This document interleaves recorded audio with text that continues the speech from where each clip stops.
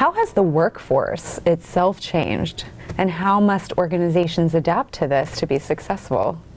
So the problem with the workforce and the challenge that people see is the fact that the jobs that most of us trained for, the education that we had, versus what we're doing today are often very different. So different. And so if you went out and studied to be, you know, an engineer, or you went out to study to be, you know, a writer, a journalist, right? Your world has shifted massively, even though you didn't think it would. Because you're engineers now that are doing marketing, right? There are journalists now that are actually, you know, building products, right? And so it turns out that what you really need to do is have skill sets that help you learn.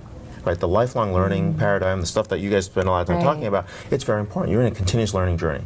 And if you realize you're in a continuous learning journey, you start trying to understand, what do I need to do to improve my career? What do I need to do to see a different perspective? What do I need to do to put myself in the position of someone else? Right? When you start looking at those different angles, you realize there's a lot more to learn.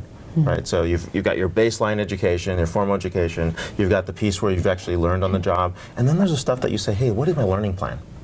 Right, and once you start building out your learning plan, you ask the questions like, hey, your third job from now, right? Because no one keeps a job more than, like, you know, right. Well, in the Valley, nobody keeps more job than 2 years, but maybe the more than job, everywhere else it's 5 years. The point being is, like, 2 jobs from now, what do I want to be doing? Now, I had this great conversation with a friend just yesterday. He's got wonderful offers at 2 awesome companies. And one job allows you to work with what we call the dream team. These are people that go out, think big ideas, evangelize concepts, really, you know, talk about the future, right? The other job allows you to be a startup founder. And you can go out there and actually build something new that's a product. There are 2 great opportunities. Now, how would you train for the skill set, and how would you choose? You have to say, hey, look, what do I want to do after that job? Right? And that helps you start thinking about the plan and what are the skill sets you need.